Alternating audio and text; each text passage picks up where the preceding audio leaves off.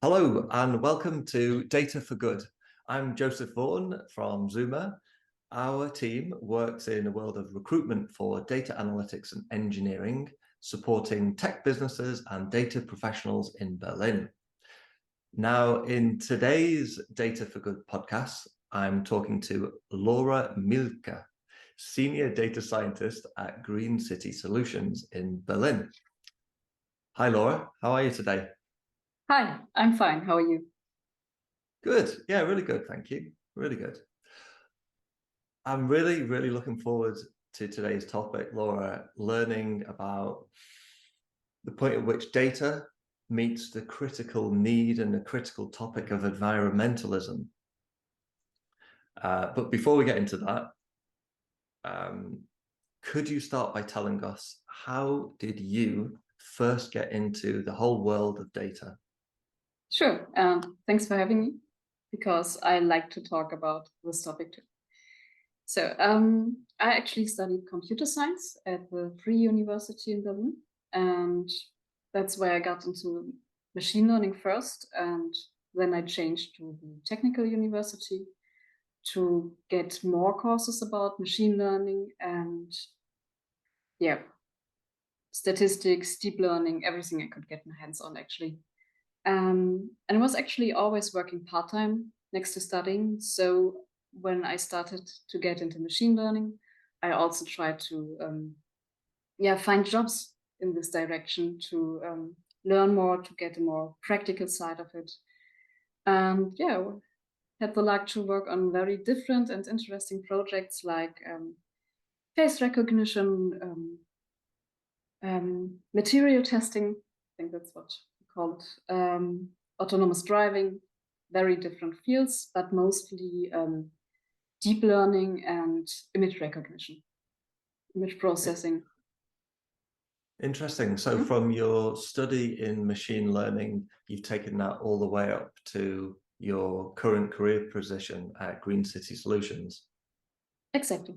I was first, after I studied, I went into sports, but I was not a sports person. So it was interesting to work with videos and tracking and recognition in videos. But I wanted to change into a field that was more of interest for me. And that's, environmental problems. And I wanted to actually do something with my job.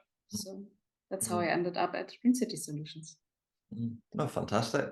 I feel like the whole facial recognition topic could go into an emerging and huge area of privacy for data, but we'll talk about that another time.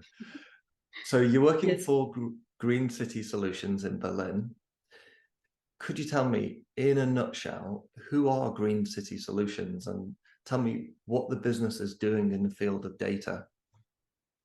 Yeah, we are a young company situated close to Berlin in Westensee, and we try to, we say we grow fresh air. We try to bring fresh air into the cities by combining nature and technology. We try to take moss and its capability to filter air and to filter fine dust particles out of the air and cool down the air. And we try to enhance this ability with technology. Yep. Mm-hmm.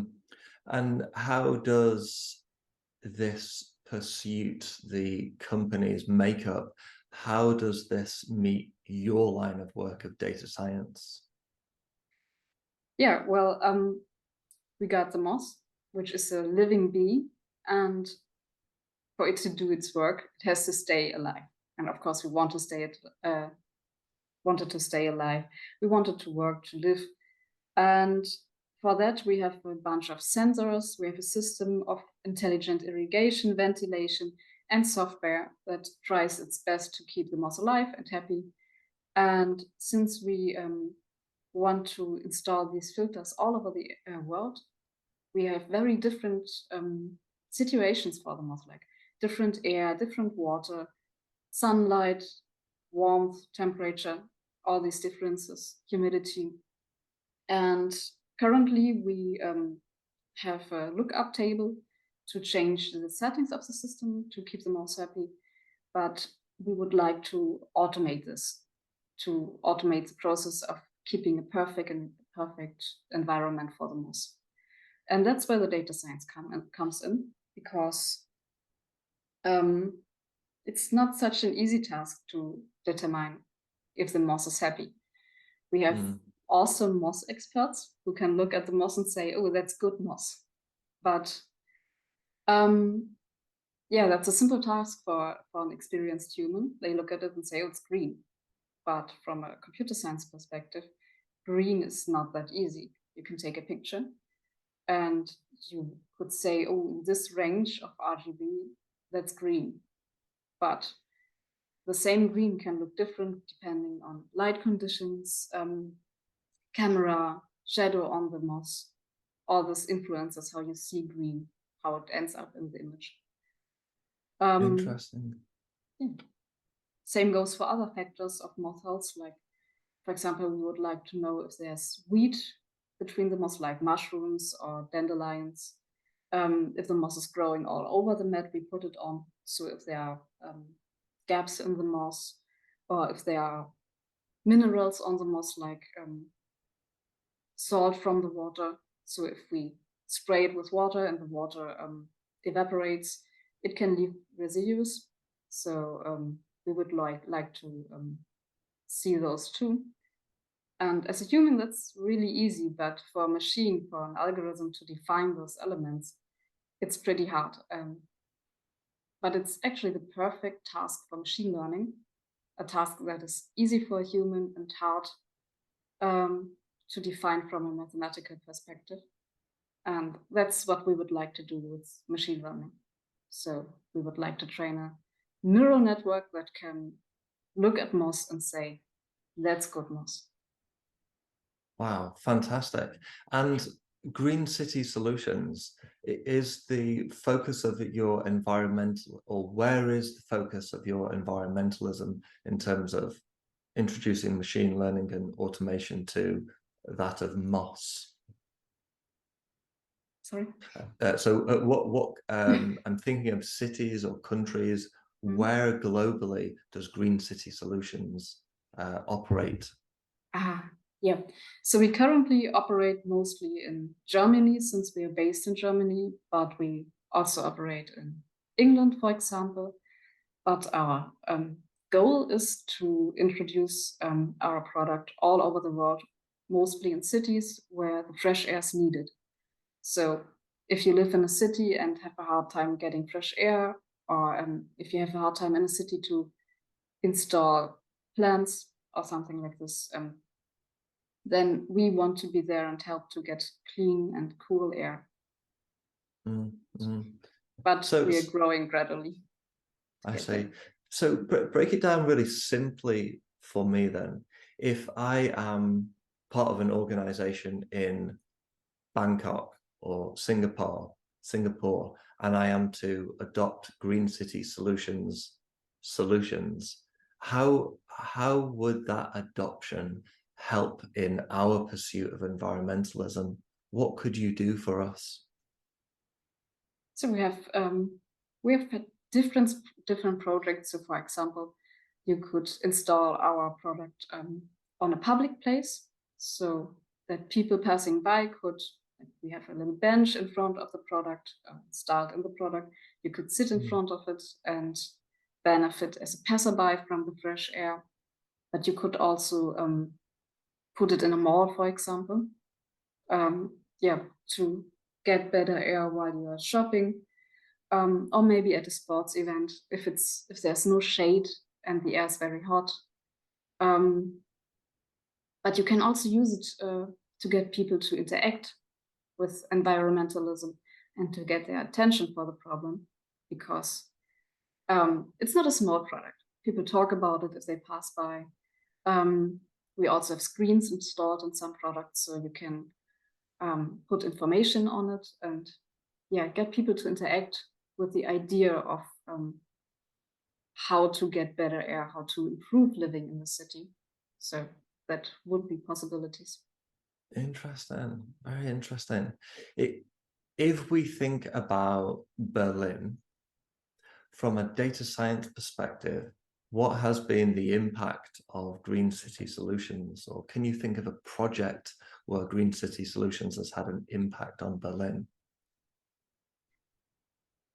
I think the impact is mostly for people at specific places.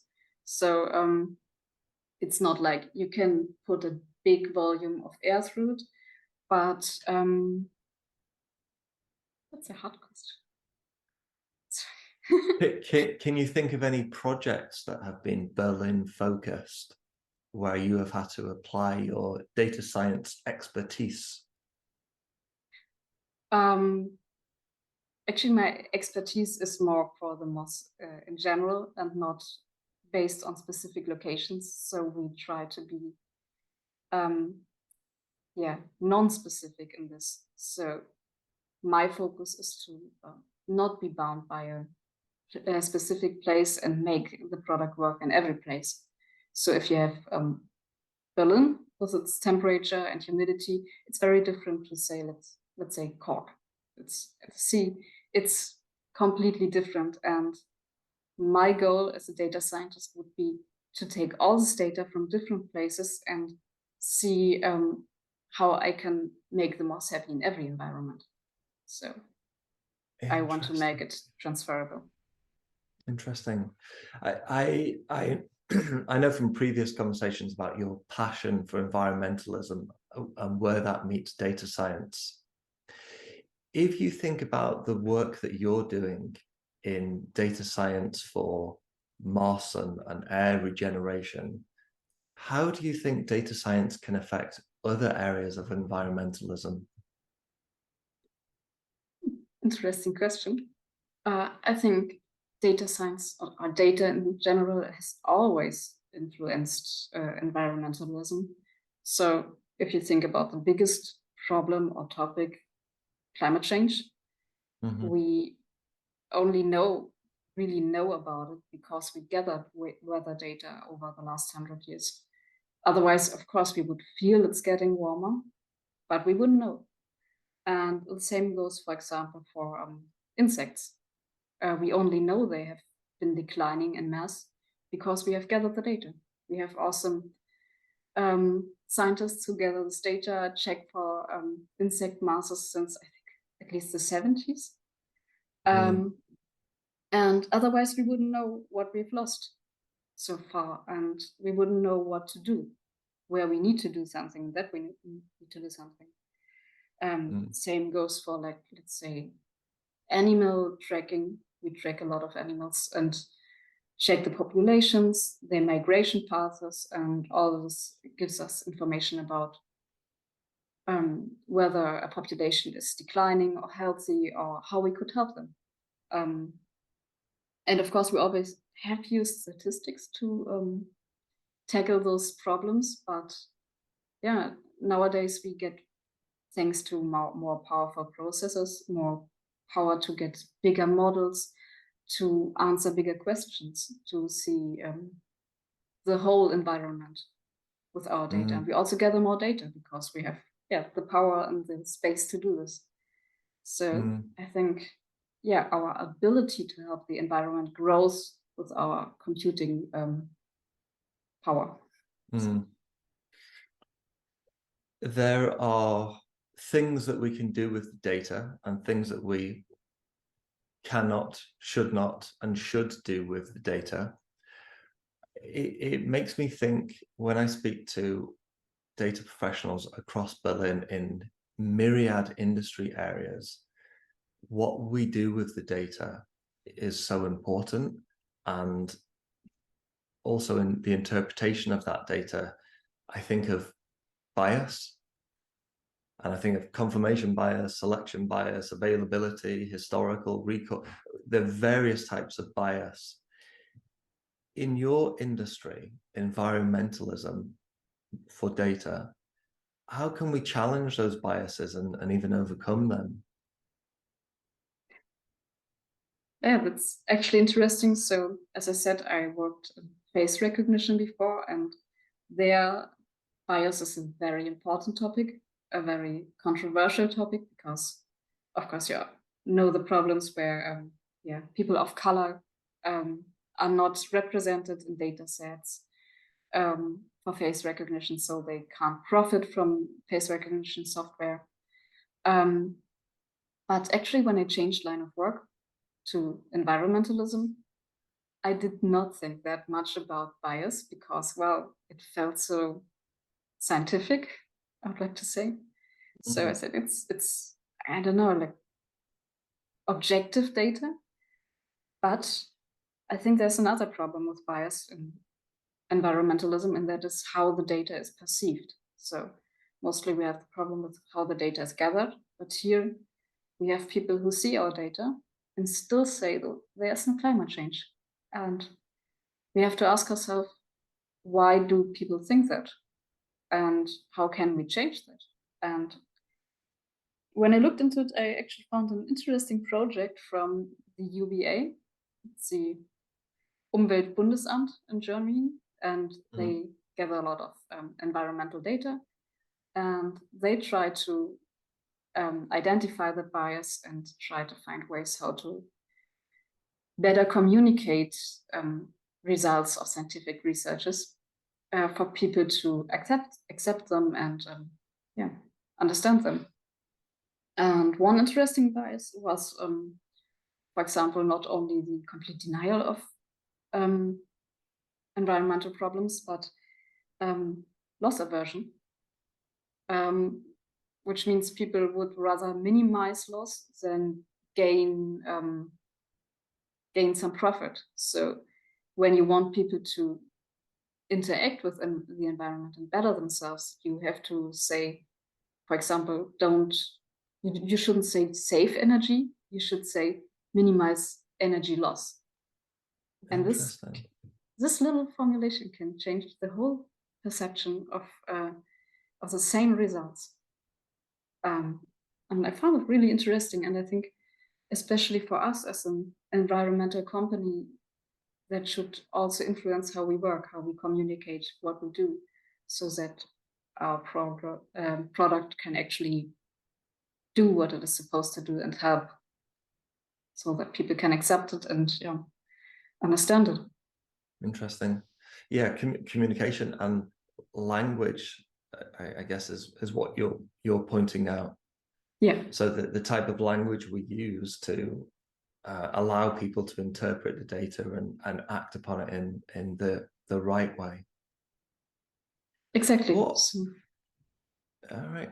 What have you learned in your career in data science in environmentalism so far? So what have I learned? Yeah, it's definitely that we need to not only do good, but communicate what we do. And also that I think, well, it sounds kind of harsh, but it's not enough to do something good with the data you got, but you also have to bring it to the people. You also have to find ways to incorporate it in our day-to-day life. So we cannot only produce a product that cleans the air, but we also have to find a way to make cities install it. We have to find a way to make it useful to people, and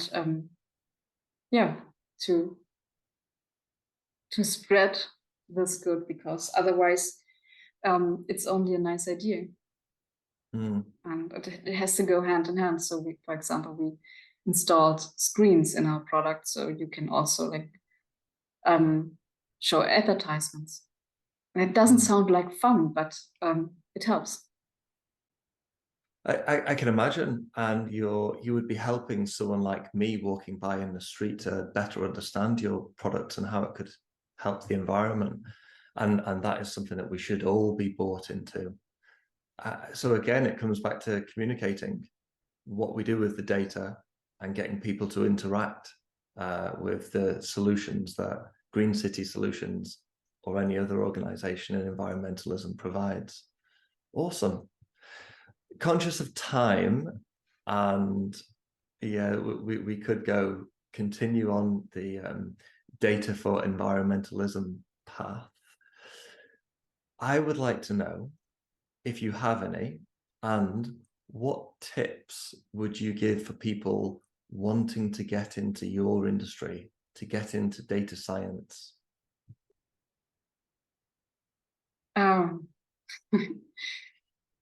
The basic tip is probably to just try it. Don't be scared. It sometimes sounds like a lot and complicated, but the best way to find out if it's your line of work is jump into it.